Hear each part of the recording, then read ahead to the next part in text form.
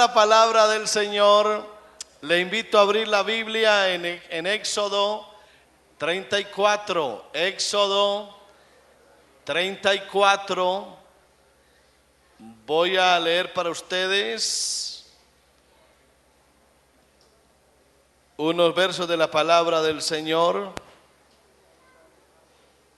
Verso 6, Éxodo 34 y el verso 6. Hoy vamos a hablar, como la enseñanza tiene que ver con familia, la influencia espiritual de los padres, parte 2. Hace un mes estuvimos enseñando sobre dos padres que influenciaron a sus hijos: Elí, un padre que no ejerce control, y Lot, un padre que era un justo pero sin carácter. Hoy continuaremos hablando de padres y madres que con su comportamiento han afectado a sus hijos. Dice la Biblia en Éxodo 34 y el verso 6: Y pasando Jehová por delante de Moisés, proclamó: Jehová, Jehová, fuerte, misericordioso y piadoso, tardo para la ira y grande en misericordia y verdad, que guarda misericordia a millares, que perdona la iniquidad, la rebelión y el pecado, y que de ningún modo tendrá por inocente al malvado. Y escuche esta frase: que visita la iniquidad de los padres sobre los hijos y sobre los hijos de los hijos, hasta la tercera y cuarta generación. ¿Eso qué quiere decir? Que un padre que actúe mal ocasionará unas secuelas lamentables, no solamente en sus hijos, sino también en los hijos de sus hijos, y esto hasta la tercera y cuarta generación. Quiere decir, bienaventurados los tataranietos que tienen un tatarabuelo bueno, que tuvieron o que lo tienen, que pronto no se ha muerto.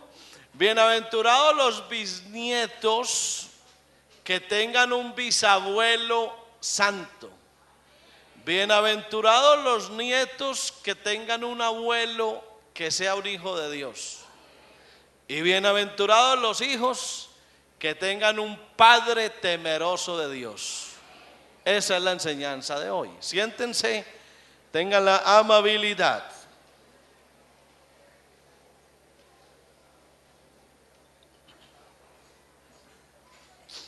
Gloria a Dios. A veces se cree que como la Biblia dice que el hijo no llevará el pecado del padre, ni el padre llevará el pecado del hijo, entonces que no hay ningún problema, que los padres pueden pecar de cualquier manera, porque igual los hijos vivirán su propia vida. Pero eso no tiene que ver con la realidad. Es decir, la aplicación de ese texto no es por ahí. ¿Cómo no va a tener incidencia la vida de los padres sobre los hijos? Sí que la tiene, y mucha. Ya vimos el caso de Elí, cómo vivió bien él ante Dios, pero no ejerció control en su casa, y eso le afectó a toda la familia.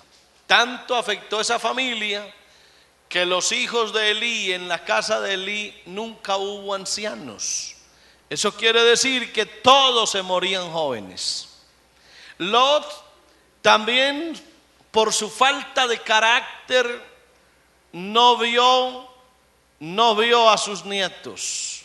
en el buen sentido de la palabra, en la buena influencia. Al contrario, los vio causando toda clase de problemas. Y en algunas ocasiones, la mala actitud de los padres, y llamémoslo como es, el pecado de los padres, porque a veces usamos eufemismos. Un eufemismo es una figura literaria, una forma de dicción para decirle a las cosas con otros nombres. Como para disimular las cosas, usamos nombres distintos, entonces no suena tan grave. Ejemplo, al pecado muchas veces se le llama un desliz, ¿cierto? Al pecado muchas veces se le llama un descuido. Al pecado muchas veces se le llama un errorcito. Eso se llama todo en conjunto un eufemismo. Cambiarle el nombre a las cosas para que suenen bonito. ¿Usted qué prefiere? ¿Que aquí le cambiemos el nombre a las cosas reales para que suenen bonito? ¿O decimos las cosas con el nombre propio? Bueno, yo respeto, hay conceptos muy variados. A algunos les gusta mejor que se hable bonito y que se tape la realidad. Yo soy de los que piensan diferente. A mí me parece que a las cosas hay que llamarlas como son. ¿Se imagina usted ir donde el médico y salir de allá después de mirarle los exámenes y decirle: no, usted tiene una inflamacioncita? Tranquilo, usted lo que tiene es una inflamación. Y usted se va hasta contento. Ah, bueno, si es una inflamación, eso se cura ¿con qué? ¿Dónde está? Con desinflamatorios. Pero resulta que la inflamacioncita es un cáncer que usted tiene. Pero el médico, como es tan tierno, él más bien le gusta hablar de una inflamacioncita. Y usted cree que tiene una inflamacioncita, pero lo que tiene es un cáncer terminal. A mí no me gusta a veces, hermano, decirle a las cosas lo que no son. Entonces, decir que un padre comete errores y afecta a los hijos, pues sí, suena más bonito, más elegante. Pero voy a decirlo de otra forma. El pecado de los padres sí que afecta a los hijos. Un padre pecador es un padre que afecta a sus hijos. No tiene discusión. Y como muestra es lo que acabamos de leer aquí. Dios visita la iniquidad de los padres. Y de pronto ya los padres hasta se murieron. Pero esa iniquidad de los padres pasa como una herencia. No como herencia genética. No es que sea el pecado hereditario, sino que el pecado de los padres, la vida de pecado de los padres, así ellos se mueran, eso repercute en sus hijos. Yo estaba leyendo por acá un texto y le invito a que lo miren en 1 Corintios 7, porque la vida de los padres, sea buena o sea mala, tiene mucho que ver con sus hijos, bastante. Miremos 1 Corintios 7 y el verso 14 dice: porque el marido incrédulo es santificado en la mujer, y la mujer incrédula en el marido, pues de otra manera vuestros hijos serían inmundos, mientras que ahora son santos. Es un texto, a decir verdad, un poquito confuso. No es fácil como entenderlo, interpretarlo, no es tan fácil. Pero aplicado al contexto, lo que aquí quiere decir es que el ambiente en el que se levanten los hijos, y cuando digo ambiente, me refiero al ambiente del hogar. El ambiente del hogar hace que nuestros hijos sean o inmundos o santos. ¿En qué sentido? En el sentido que cuando ellos están pequeños, viven en ese ambiente que los padres propiciamos. Y ahí es donde esos niños o son santos o son inmundos. No porque ellos practiquen el pecado, sino por el ambiente que nosotros como padres estamos haciendo. Ya cuando los muchachos se vuelven grandes, ya eso es otro cuento. Ya ellos toman sus decisiones y toman su rumbo en la vida, y ahí ya los padres poco tenemos que hacer.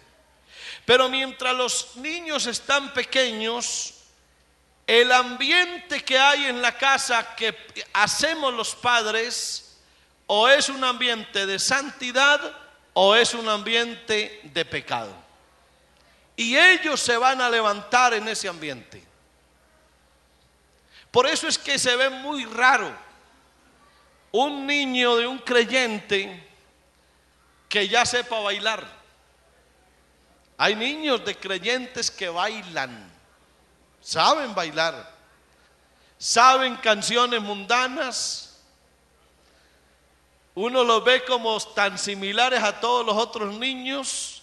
Puede ser que lo aprendieron en el colegio, en el kinder, en el jardín, no sé, pero no es normal. Estos días criticaban a un niño de unos creyentes que porque allá en el jardín ese niño hablaba mucho de Biblia. Entonces los maestros decían: ¿por qué este niño habla tanto de Biblia? Pues ¿cómo que por qué? Porque vive en un ambiente donde la palabra de Dios se oye con frecuencia, y de la abundancia del corazón habla la boca. Así que nuestros niños o son santos o son inmundos, no por lo que ellos hacen, sino por el ambiente en el que ellos se mueven. ¿De acuerdo? Ahora hablemos de casos particulares. El caso de Acán.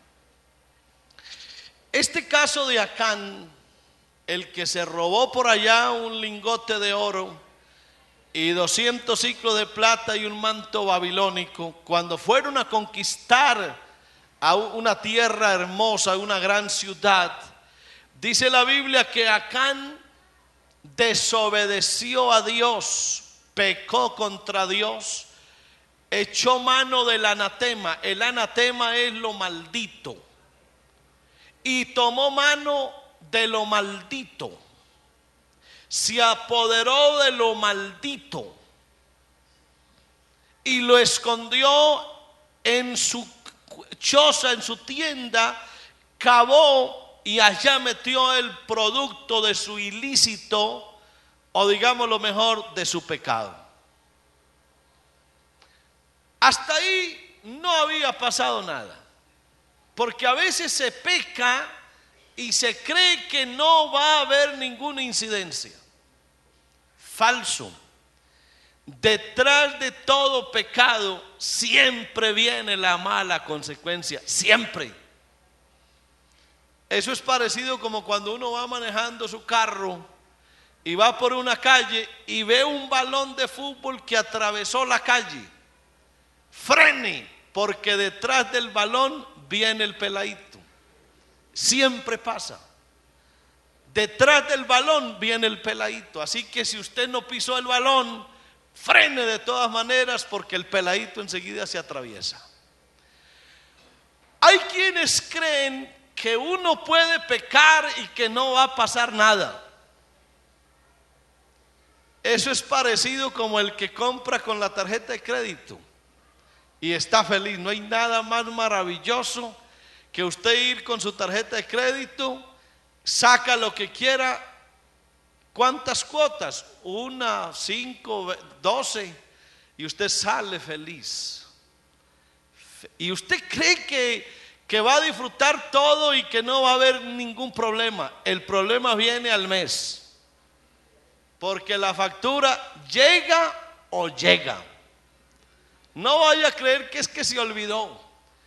No, y si de pronto hubo alguna dificultad en el correo y no le llegó el extracto a tiempo, diga: ay, me libré. En el segundo mes les llegan las 2 cuotas juntas y con intereses de mora. Así que no se alegre porque no le llegó la cuenta a tiempo. No, es que yo ya llevo pecando tanto tiempo y a mí no me pasa nada. Sí te va a pasar. Sí te va a pasar. Espérate un poquito y verás, porque la Biblia dice, el salmista un día dijo: mis maldades me han alcanzado. Que lo alcanzan, lo alcanzan. Hermano, y si usted se muere, qué lástima.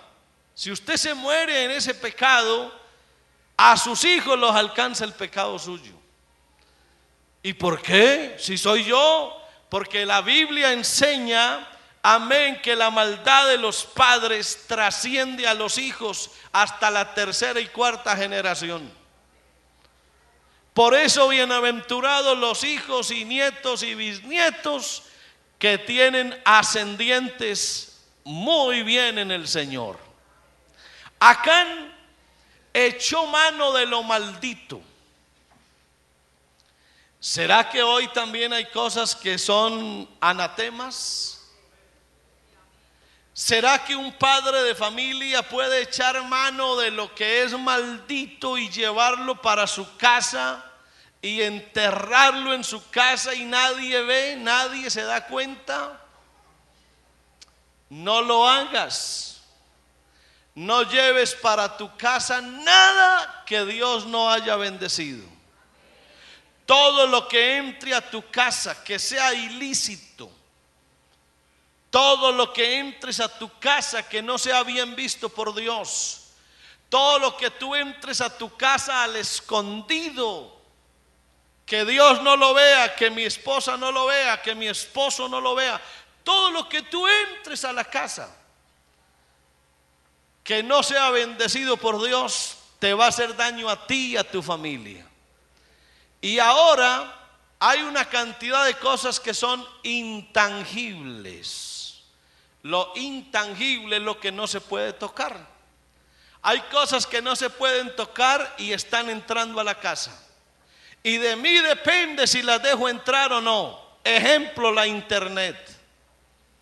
Soy muy amigo de la internet, pero también soy muy enemigo de la internet. ¿Y cómo se están afectando de familias? ¿Y cómo se están afectando de matrimonios por la entrada de algo que es maldito a una casa?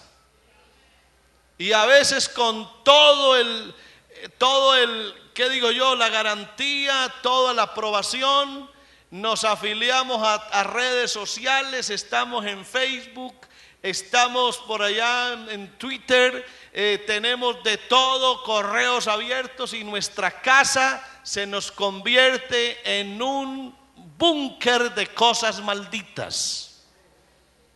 Y después se nos daña el hogar, ¿y a quién le echamos la culpa? Entonces la esposa se sienta en el Facebook y se le olvida que es una hija de Dios y empieza a conseguir amigos, empieza a hacer contactos, a ampliar sus redes de amigos. El esposo hace lo mismo, ella se va y luego se sienta él y empiezan a ampliar sus redes de amigos, y cuando menos piensan terminan enredados en los problemas que esas redes traen. Y luego, ¿con qué cara se le dice a los adolescentes que no lo hagan? Si es que el papá y la mamá lo hacen. Si es que ellos también lo hacen. Así que eso va pasando a los hijos y terminan los padres en problemas gravísimos y por supuesto también sus hijos. Así que, hermano, uno es responsable de lo que lleve a su casa. Usted es responsable como padre de familia de cómo maneja la televisión en su casa.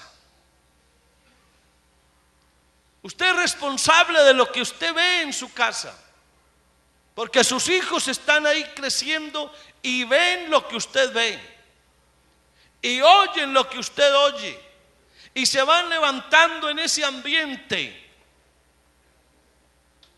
Si usted a sus hijos desde pequeñitos los cría mal, ellos se van a levantar en ese ambiente y nunca espere que algún día ellos se conviertan a Dios.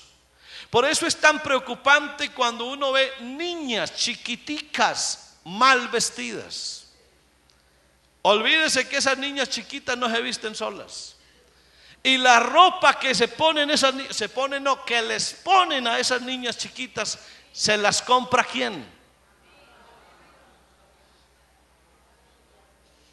Entonces, si ya están chiquitas y les pintan las uñas, les echan sus colores, les ponen su ropa de niña inconversa, y claro, se ven muy lindas las niñas, ellas no tienen la culpa, pero van a crecer en ese ambiente. Y no quisiera saber qué va a pasar cuando esas niñas tengan 10 años, 12 años. ¿Con qué cara una mamá cristiana, un papá cristiano va a reclamar para que esa niña se convierta a Dios? No tiene moral para pedirle a Dios que esa niña crezca en los caminos de Dios, porque el ambiente que ellos están haciendo es ese. Es ese. Un padre y una madre que se pelean en su casa, que se golpean, que se ultrajan, y ahí está el niño pequeñito viéndolo todo lo ven ellos. Luego ellos, ¿con qué cara van a esperar que sus hijos lleguen a ser buenos esposos? Tampoco lo van a hacer. Una madre que no se comporte, que no ore, que no estudie, que no asista a la iglesia, que no se consagre a Dios, ¿con qué cara va a pedirle a Dios que sus hijos sí sean cristianos? Así que, hermanos, lo que nosotros somos en la casa, eso influye en nuestros hijos, querrámoslo o no, con algunas excepciones, porque sí que hay casos bien curiosos. Tenemos en nuestra iglesia adolescentes cuyos padres no conocen a Dios y los ve uno aquí consagrados. ¡Qué contrastes! Y también ocurre al revés. Padres excelentes y sus hijos no vienen a la iglesia, no están en la iglesia. Cosas que son contrastes. Pero lo normal es que nosotros sí tenemos que afectar a nuestra familia con nuestras acciones, y ojalá que sea muy bien afectado. Acán no solamente se murió él por culpa de su pecado, se murió también su familia.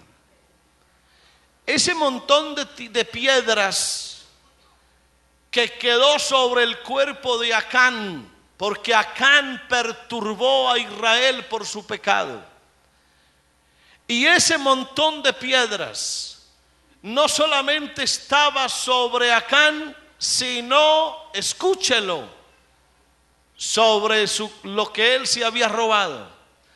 Allá debajo de ese montón de piedras también quedó el manto babilónico muy bueno, quedó el lingote de oro, quedaron los 200 siclos de plata, y lo más triste de todo, quedó su familia, su esposa y sus hijos. Todos quedaron debajo del montón de piedras. Así que no me diga usted a mí que uno como padre puede hacer lo que quiera y que a los hijos no les va a pasar nada. Sí se afectan. Sí se afectan nuestros hijos. Y qué lamentable que eso ocurra. Por eso, hermano y hermana, tú y yo somos responsables de lo que le pase a nuestros hijos. Cuando aquí viene alguien y presenta a sus bebés, esta presentación a los bebés no es algo de baja importancia, es demasiado importante. Porque aquí son unos padres que se comprometen ante Dios, ante una congregación, van a decir: este bebé que Dios nos ha regalado, nos comprometemos a levantarlo en un ambiente de santidad. Somos tú y yo, papá y mamá, los que tenemos que dar el más grande ejemplo para que ese bebé crezca en los caminos de Dios, al menos hasta el día que él tenga uso de razón. Que Dios nos ayude con eso. A su nombre sea la gloria.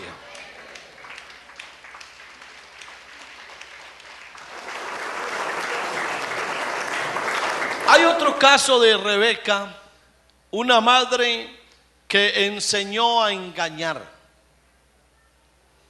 Una madre cuyo nombre significa una cuerda con nudo corredizo. Eso significa Rebeca. Eso está en Génesis capítulo 27.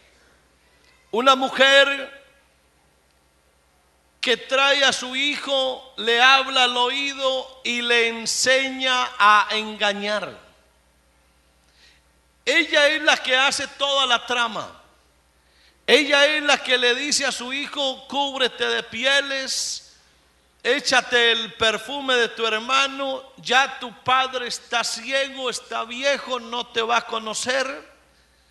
Cuando te llame, tú vas, déjalo que te abrace, déjalo que te toque las pieles para que él crea que eres su hermano, y la bendición que es para tu hermano será para ti.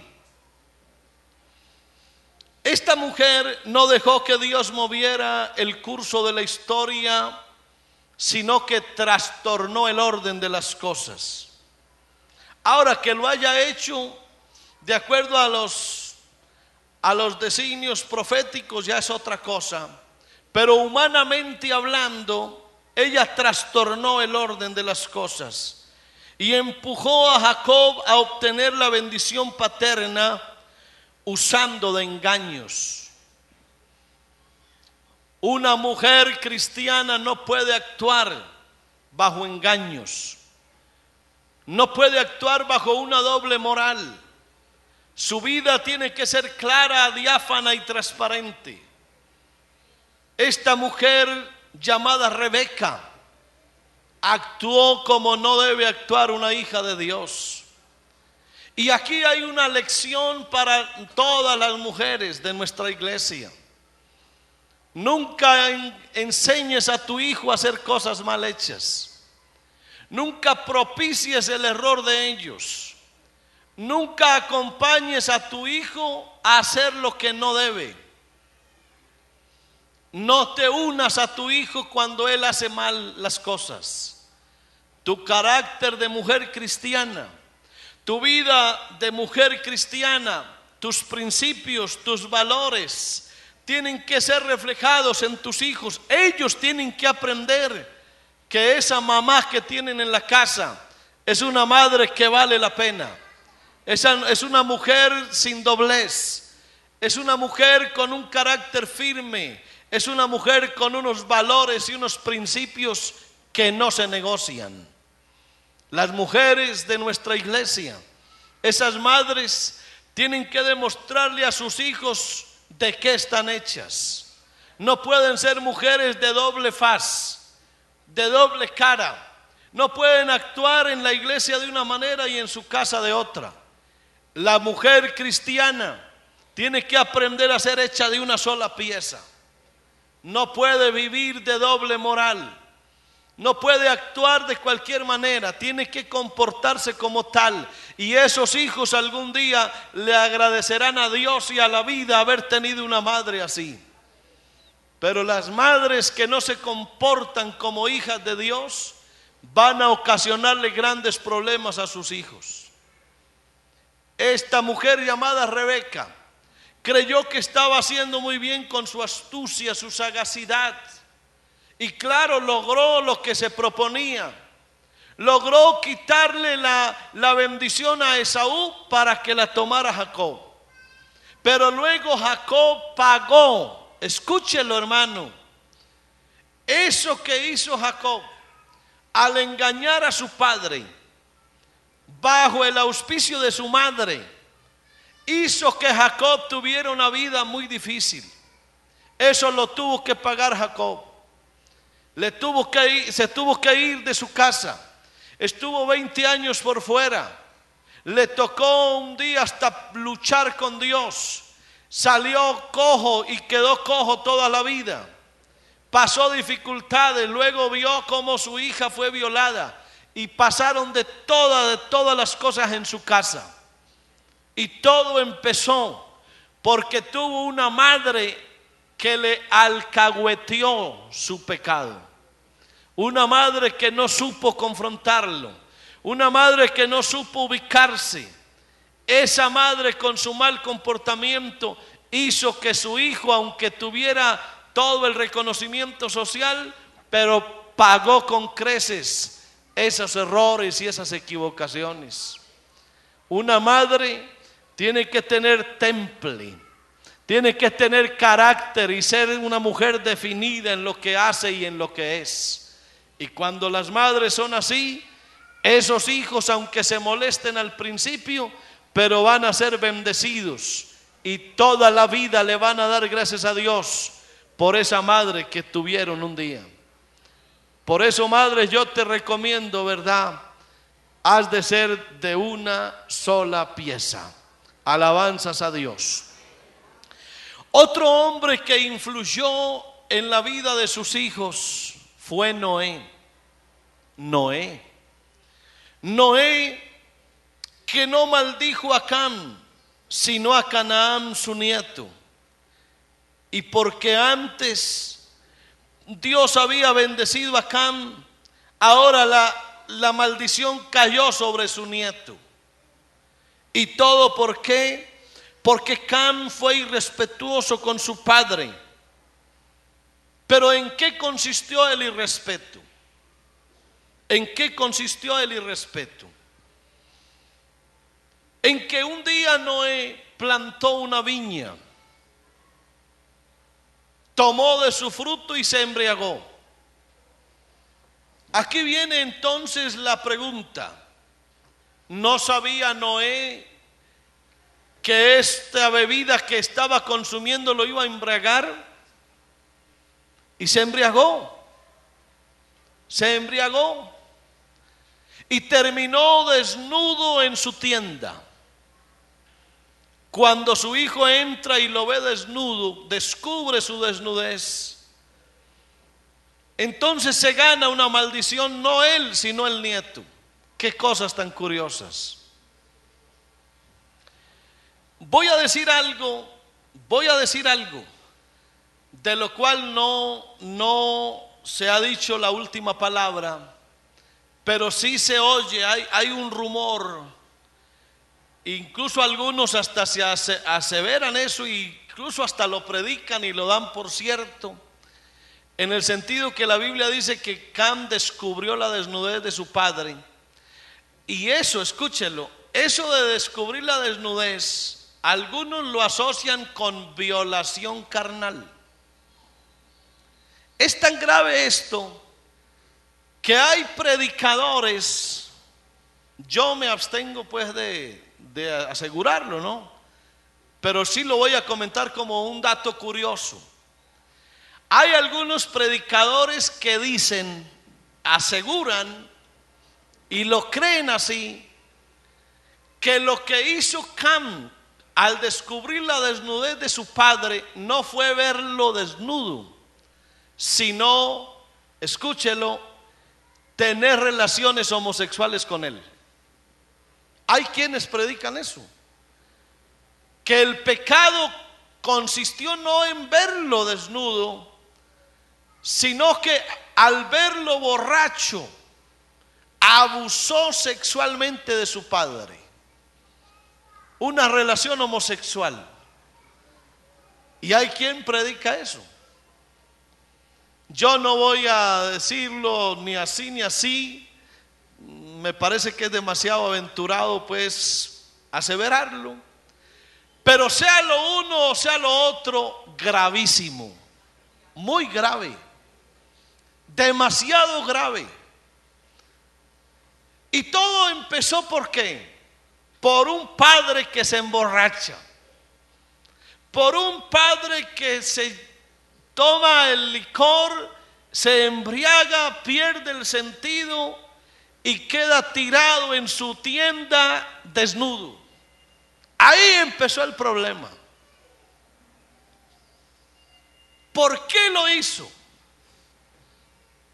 ¿Por qué tuvo que emborracharse? ¿Por qué se embriagó hasta perder la conciencia? Ahora, y si lo que algunos aseguran es verdad, que Can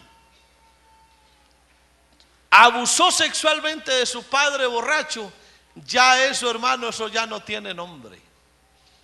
Eso ya es un caso sorprendente. Y viene lo más delicado de la historia, que cuando Noé se da cuenta que su hijo descubrió su desnudez,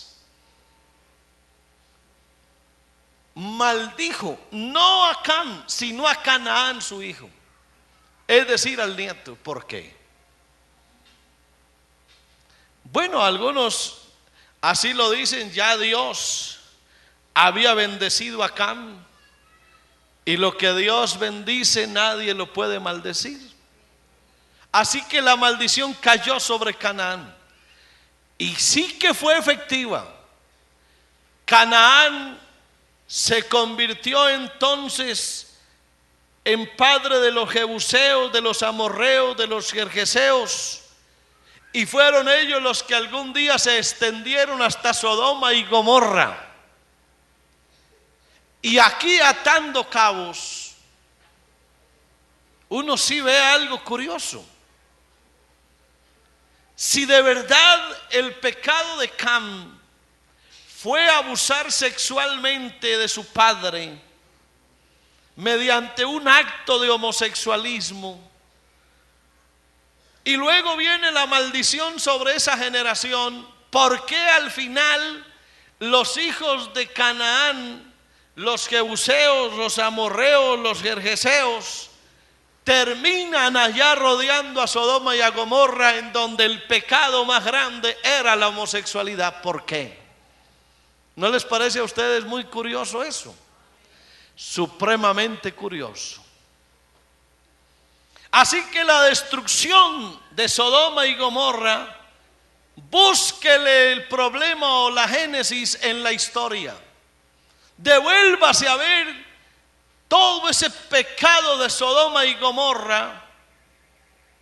¿De dónde viene? ¿Cuáles son sus antecedentes? Históricamente hablando, ¿cuál es la génesis?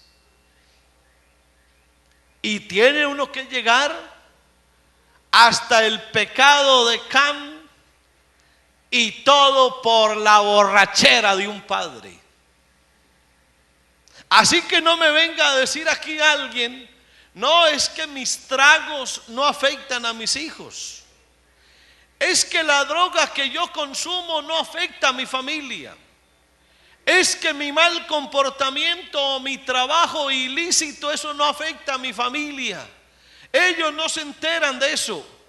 Así no se enteren, pero con toda seguridad la vida tuya como padre afectará a tus hijos algún día. Y para muestra, un botón, y muy grande. Así que Dios nos ayude a comportarnos como tiene que ser, para que nunca nuestros hijos tengan que decir que están pagando las consecuencias de haber tenido un mal padre o una mala madre. Pero ¿cómo decir, cómo hablar de influencia de los padres sobre los hijos y no mencionar al padre de todos? Es decir, a Adán. ese pecado de Adán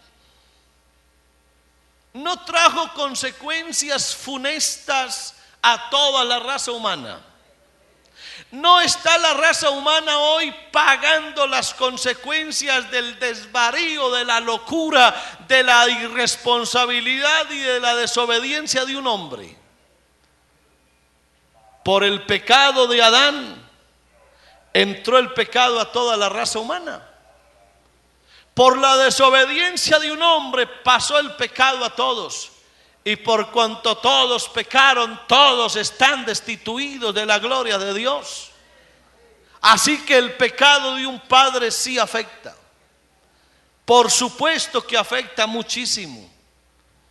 Y este Adán nos afectó a todos. Fue nuestro primer padre y a todos nos afectó. ¿Y qué decir de Eva? Eva.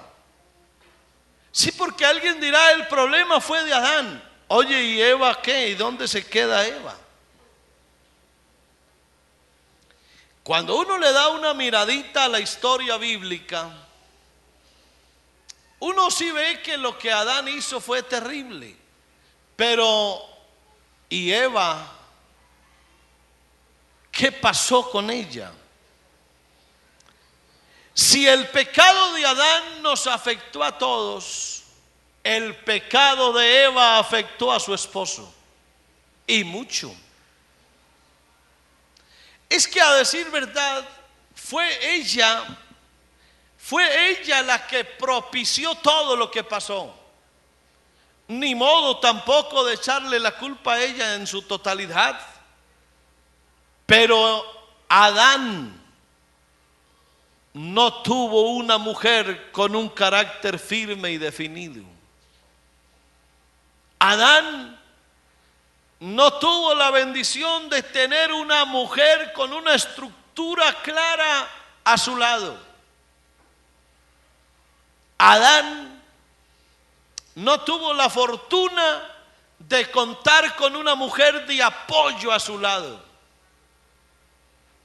Eva fue la que primero observó todo. Eva fue la que escuchó la voz de la serpiente. Eva fue la que se dejó trastornar la mente en primera instancia. Fue ella la que en primer lugar cedió. Y su esposo tampoco tuvo el carácter para definir las cosas.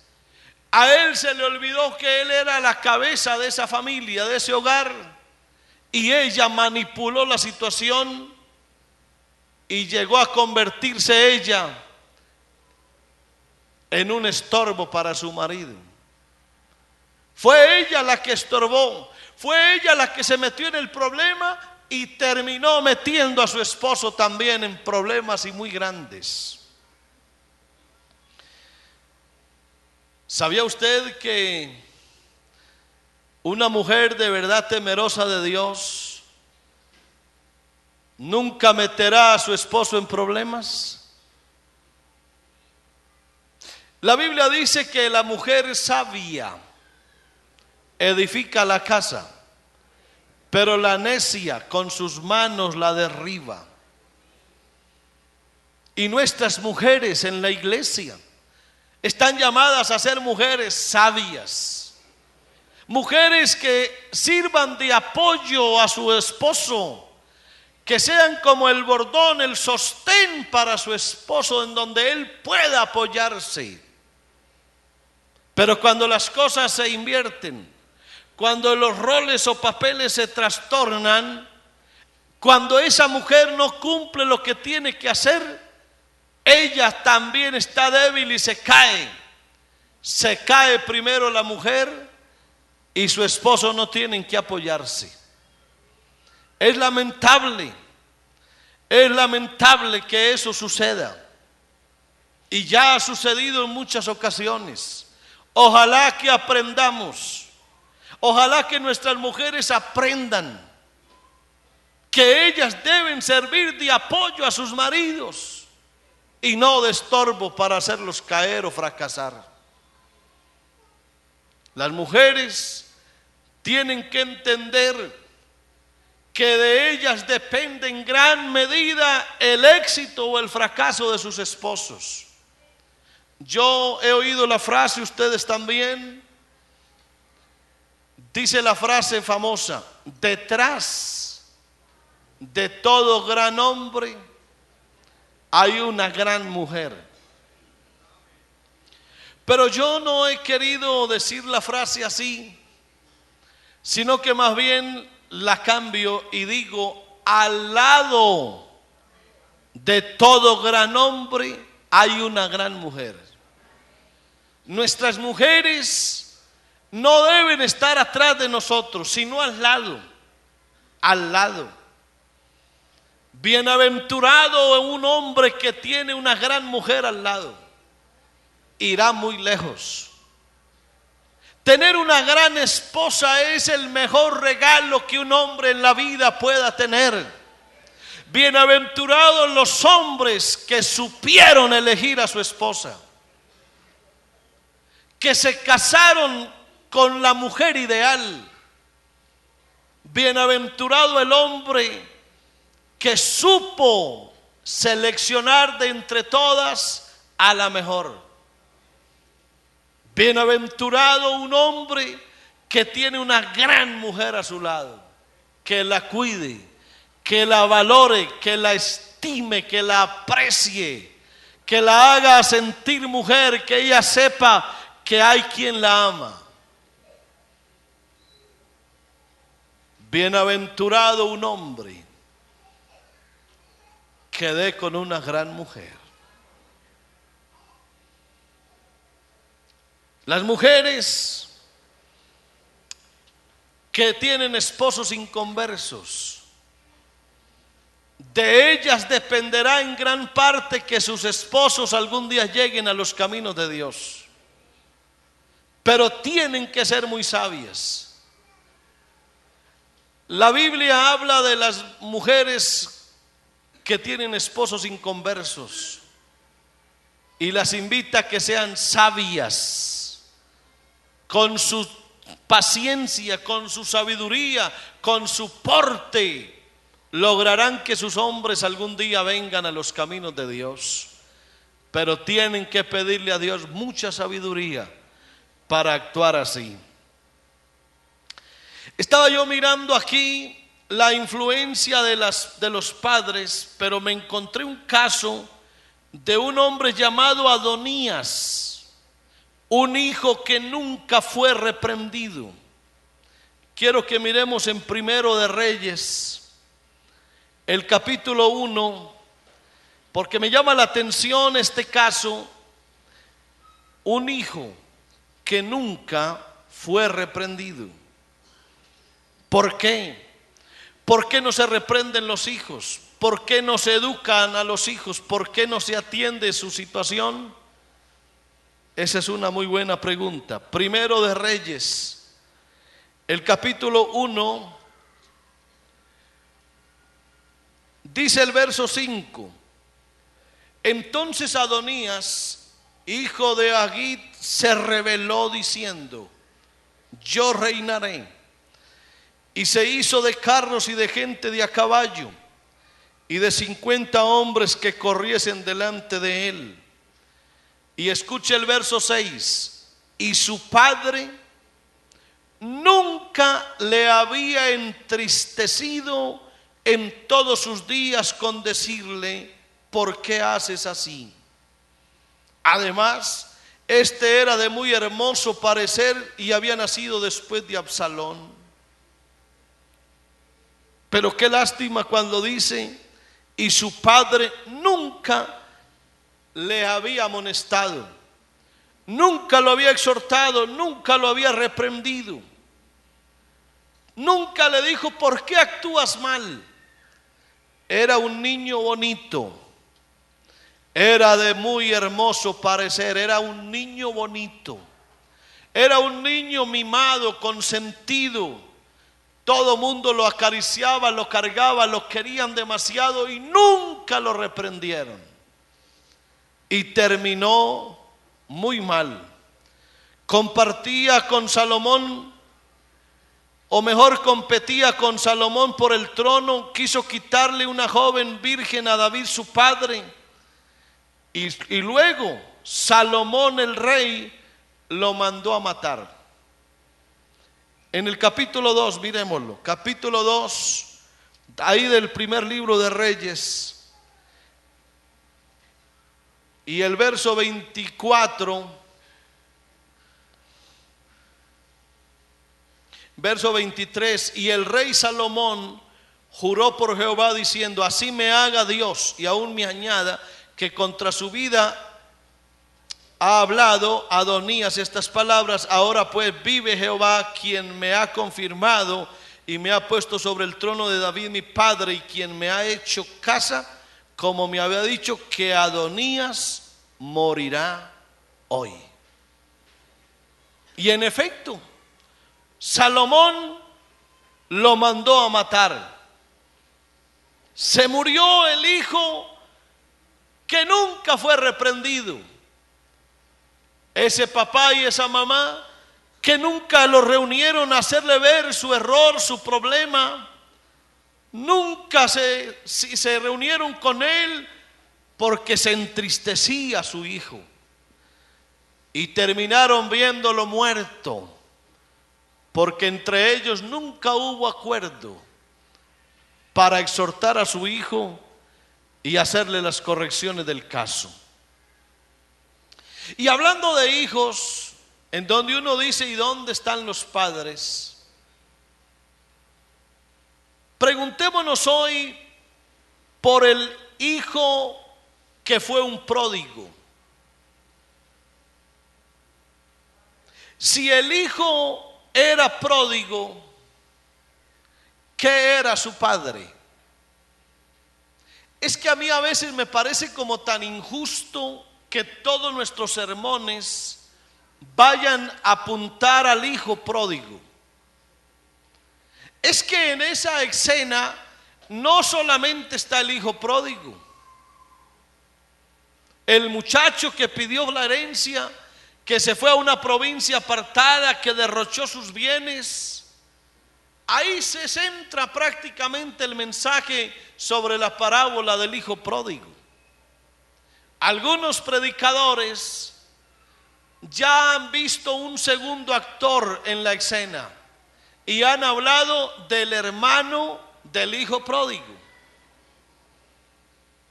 Pero yo quisiera invitar a los predicadores para que cuando prediquemos ese sermón, miremos los otros actores. ¿Por qué alguien nunca ha predicado sobre el padre del hijo pródigo? O tal vez sí, yo no lo he oído. Y aún peor, ¿por qué nadie ha predicado jamás sobre la mamá del hijo pródigo? ¿Será que todo lo que el hijo pródigo hizo fue un asunto de él? Todo su pecado y su problema, todo fue de él. ¿O hay algo en esa escena que nos dice que hay que revisar la conducta de sus padres? ¿Dónde estaba su madre? ¿Dónde? Búsquela en la escena. Búsquela en la escena bíblica, a ver dónde está la mamá del hijo pródigo y qué papel desempeñó ella en la vida de ese muchacho. ¿De qué manera lo afectaron a él? ¿Por qué él se quiso ir de la casa? ¿Por qué lo pidió todo? ¿Por qué quiso ir a buscar otro ambiente? Esa es una muy buena manera de examinar un pasaje bíblico con amplitud. Y ojalá que hoy nos preguntásemos eso. Ese pecado de los padres, esa inacción de los padres, esa forma pasiva de atender a nuestros hijos, ha hecho que muchos de ellos se pierdan. Por el pecado de los padres, los hijos de Israel tuvieron que caminar 40 años por el desierto. Oiga eso. Al fin y al cabo, los que pecaron cuando salieron de Egipto fueron los padres. Y la caminada de los 40 años, ¿quién se la ganó? Los hijos de los padres. Fueron los padres los que pecaron contra Dios. Y al final fueron los hijos los que se ganaron la caminada de los 40 años. Así que si afecta lo que los padres hagamos, sí que afecta a nuestros hijos. En Números 14:33 dice eso, miremoslo.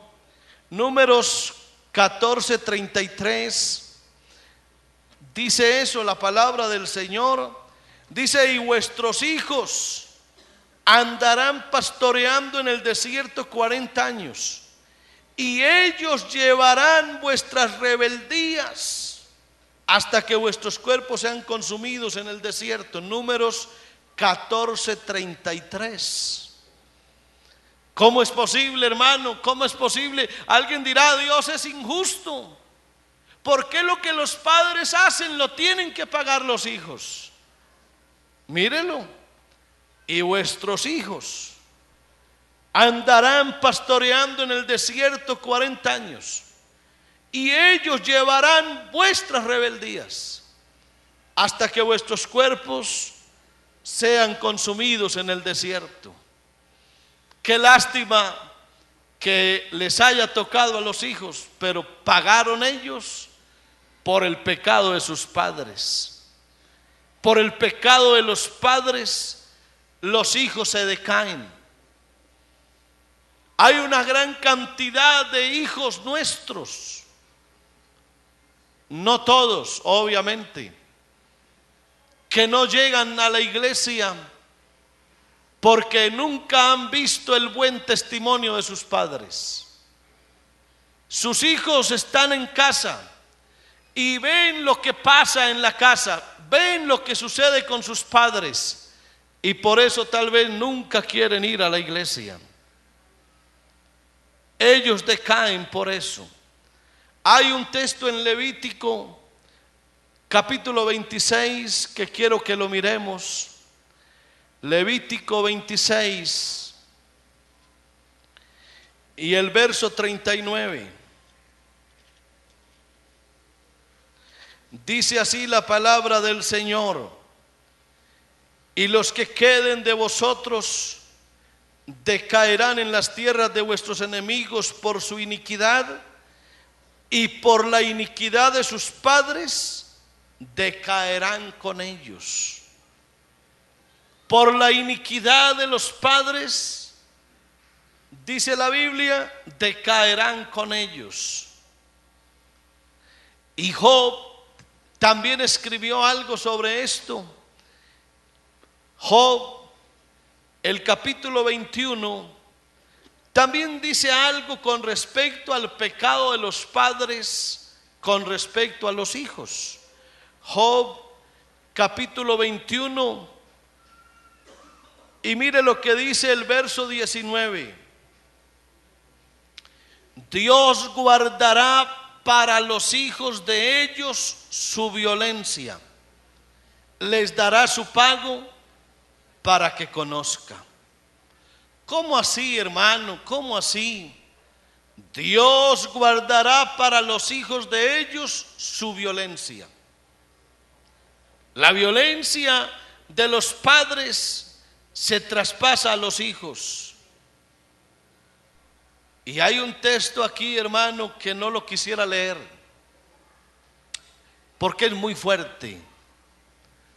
Pero en aras de que este mensaje se quede claro, lo voy a leer para que usted, como padre de familia, sepa lo importante que es vivir una vida cristiana bien delante de Dios. Isaías, abra la Biblia por favor, en Isaías el capítulo 14.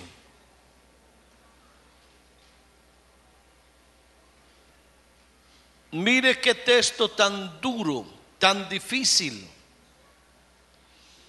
Mire qué texto tan complejo, tan desagradable. Isaías 14 y el verso 20. No serás contado con ellos en la sepultura, porque tú destruiste tu tierra, mataste a tu pueblo. No será nombrada para siempre la descendencia de los malignos. Y escuche la profecía. Es la profecía contra el rey de Babilonia. Preparad sus hijos para el matadero. Por la maldad de sus padres, no se levanten, ni posean la tierra, ni llenen de ciudades la faz del mundo. Porque yo me levantaré contra ellos, contra los hijos de Babilonia. Dice Jehová de los ejércitos, y raeré de Babilonia el nombre y el remanente, hijo y nieto, dice Jehová. Qué lástima que eso ocurra. Cuando hijos y nietos tengan que pagar por la maldad de sus padres. La invitación, hermanos y hermanas, en esta mañana es a que vivamos en santidad delante de Dios y le mostremos a nuestros hijos cómo se vive en el Señor. Aprendamos de Ana, porque así como hay padres que han interferido en la vida de sus hijos malamente, también tenemos el ejemplo de Ana, una madre que se preocupa, que pide a Dios un hijo, que lo lleva al templo y lo dedica a Jehová, que sube cada año y le lleva una túnica, que vive en permanente contacto con Dios, que ora y clama a Dios por su hijo, que le da buen testimonio, que lo lleva al templo y se lo dedica al Señor allá. Ese hombre fue grande entre los hombres de la Biblia, porque tuvo una mujer como madre que lo afectó positivamente. Les invito a estar de pie, y qué bueno fuera, hermano, que un momentito nos arrodilláramos. Hoy la palabra de Dios es para los padres. Yo te voy a invitar a que te arrodilles un momentito ante Dios y pregúntale a Dios a ver si tu vida está afectando a tus hijos. Pregúntale a Dios, pregúntale a tu conciencia, averigua allá en tu interior a ver si hay algo que estás haciendo y haya que corregirlo. Yo te invito a que te pongas de rodillas un momentito, hermano, por favor, hazlo. Tus hijos te lo van a agradecer un día. Si yo le preguntara hoy a nuestros hijos, a todos los hijos de la iglesia, ¿qué opinan de los padres? ¿Qué opinará? ¿Qué opinará tu hijo de ti, hermano? Tu hija, ¿qué opinión tiene de ti? Si le preguntas a tus hijos ahora al llegar a casa, ¿qué pensarán tus hijos de ti? ¿Estás siendo una buena influencia para ellos? ¿Servirás como un modelo, como un ejemplo para que tus hijos crezcan en los caminos del Señor? Este es un muy buen momento para evaluarnos y para pedirle a Dios que nos ayude, para decirle a Dios que nos dé sabiduría, que nos dé fuerzas, que nos ayude a vivir como Él manda.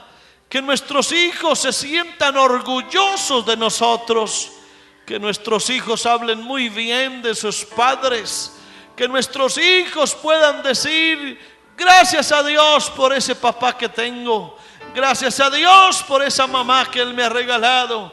Oh, qué bueno escuchar a nuestros hijos hoy, qué bueno preguntarles a ellos, que puedan ellos testificar de nosotros y podamos tener nosotros tranquilidad delante de Dios.